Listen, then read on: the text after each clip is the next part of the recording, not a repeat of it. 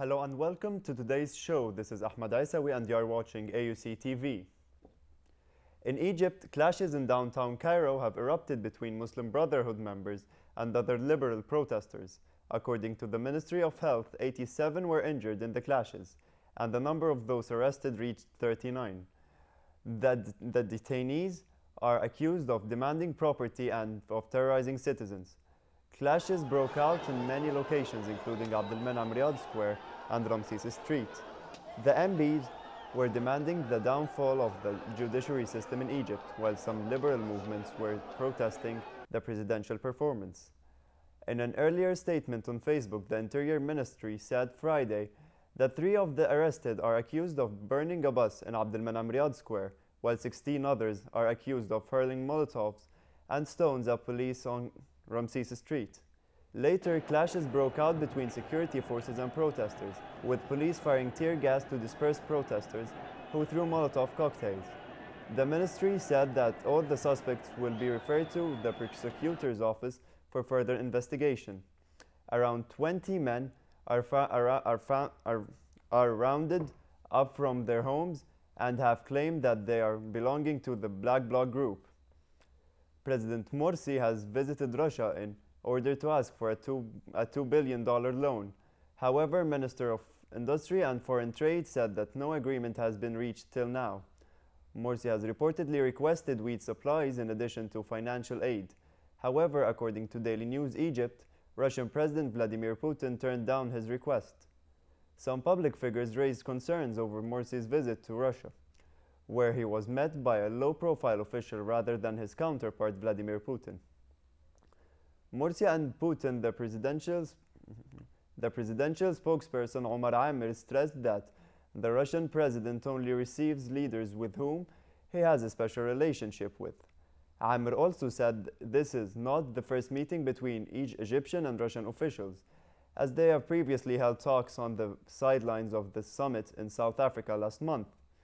Morsi and his delegation plan to discuss oil and wheat during the trip to find possible solutions for Egypt's plunging wheat stocks and fuel shortages.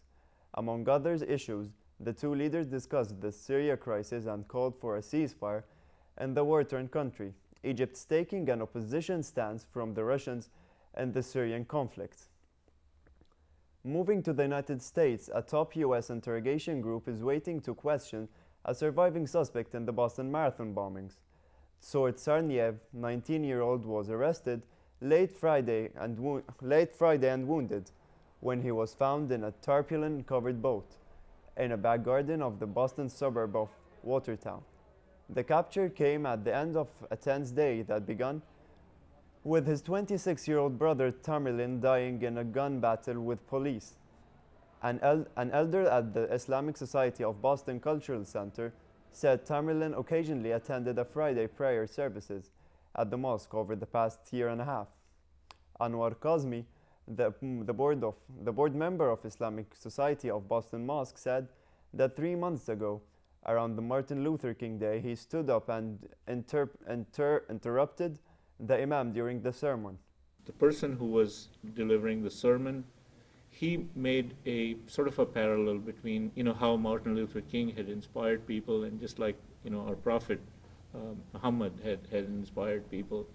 And he seemed to have been offended by that. He stood up and objected to it. And again, it would be as if, a Christian might be offended if somebody compared Jesus to Mahatma Gandhi or something like that. Mosque leaders later sat down with him and discussed his rant. According to Kazmi, who said Tamerlan returned to regular services and had no further outbursts. On a regional level, Iraqis have voted on Saturday in a provincial elections, the first elections since the 2011 U.S. military withdrawal from the country.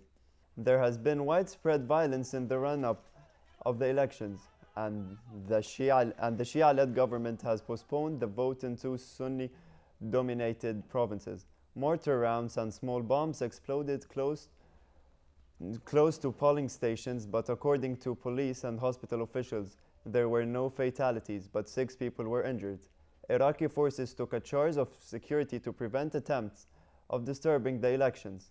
According to AP, the election is a test for the Iraqi army and police who face a reviving al-Qaeda insurgency and securing an election on their own for the first time.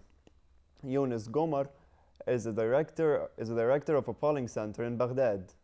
قد أتممنا عملية الانتخابية لهذا اليوم وأغلقنا محطات الاقتراع في الساعة 5 حسب التوقيت المرسوم له من قبل المفوضية العليا المستقلة للانتخابات، وستقوم المحطات أو كوادر المحطات بعمليات العد والفرز بصورة نظامية وبحضور وكلاء الكيانات السياسيين. Meanwhile, in Turkey, foreign ministers who supports the Syrian rebels have met in Istanbul over the weekend to increase pressure on the Syrian President Bashar al-Assad to step down.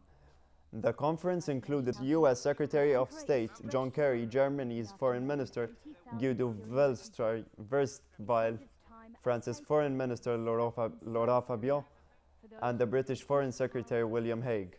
They have welcomed the Syrian National Coalition, citing commitments in agreeing to enhance the expand for the coalition institutions.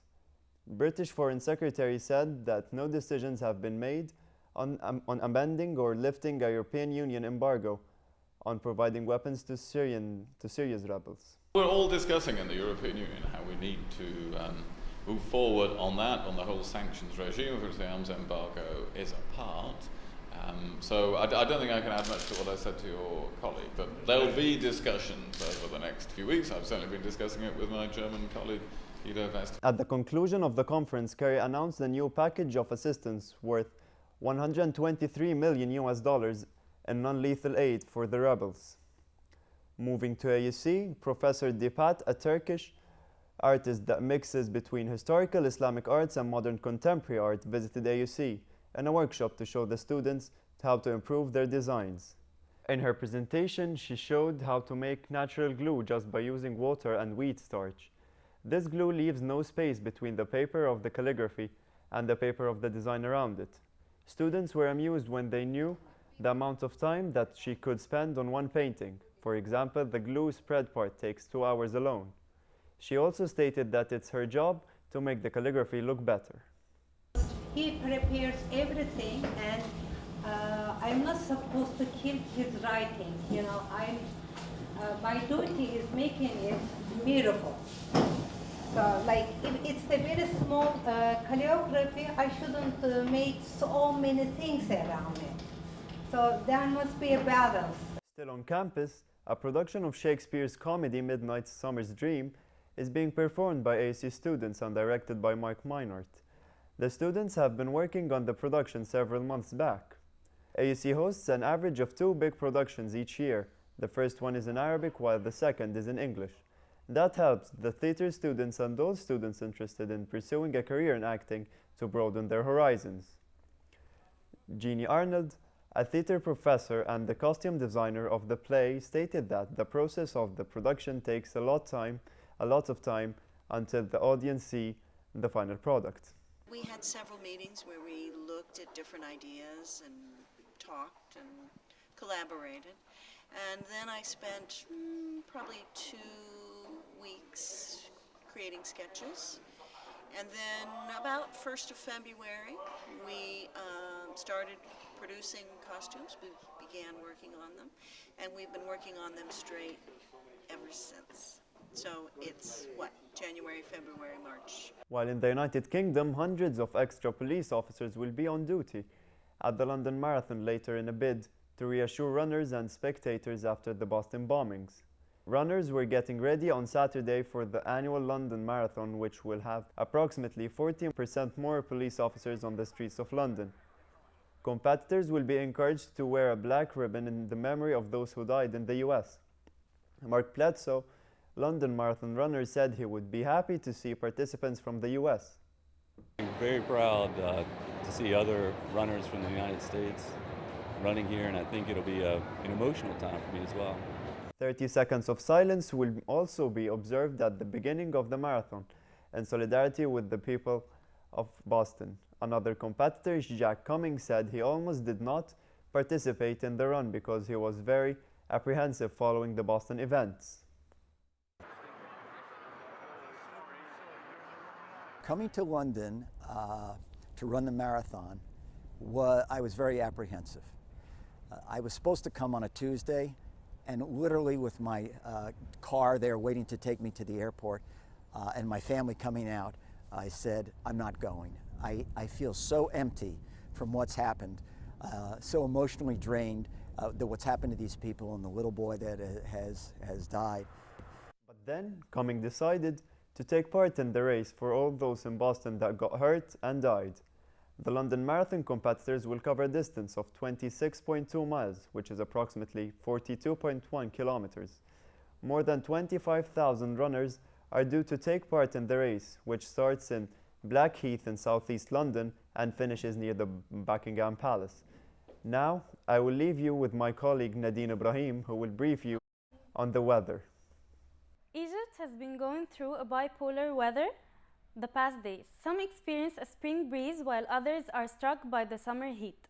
Here are some temperatures for today and tomorrow for the Egyptian main cities. Today, Cairo will have a high temperature of 24 degrees and a low of 14 degrees. Alexandria, a high of 33 degrees and a low of 21 degrees. Luxor, a high of 28 degrees and a low of 16 degrees. Sharm el-Sheikh, a high of 29 degrees and a low of 17 degrees. Finally, on Monday, Cairo will have a high of 26 degrees and a low of 14 degrees. Alexandria, a high of 33 and a low of 20 degrees. Luxor, a high of 31 degrees and a low of 19 degrees. Tomorrow, we will be expecting a meteor shower. Later this week, there will be a lunar eclipse on Thursday and Friday. As for the next month, a solar eclipse is going to somehow affect the visibility in Cairo. Thank you, and back to you, Ahmed. That's all for today. Thank you for watching and have a good day.